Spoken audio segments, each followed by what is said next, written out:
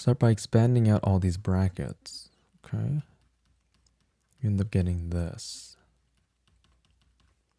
Now, group all the variables on one side and all the numbers on the other side.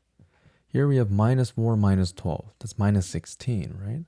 Bringing that over to the right side, it becomes positive 16. So 16 minus 11 will end up giving you 5. For the second equation, expanding everything out, you end up getting this. Okay, and again, identify the two variables and leave that on the right-hand side. Here we have 12 minus 30. Okay, so that will end up giving me just minus 18. And then bringing that to the other side, it becomes positive 18. So subtracting positive 18 by 7, you end up getting 11. Okay.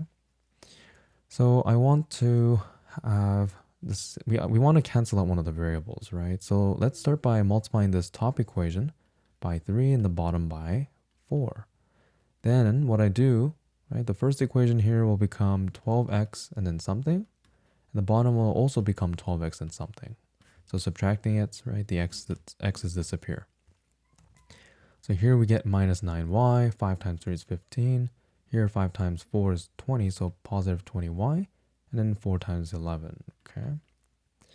All right, subtracting this through, this is minus 29y. Subtracting this through, you get minus, this will be minus 30.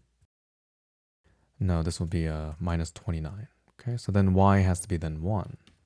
Okay, so we'll take this and plug it into, let's say this first equation here, just because the numbers are nice. Then we get 4x minus 3 times 1 has to be 5.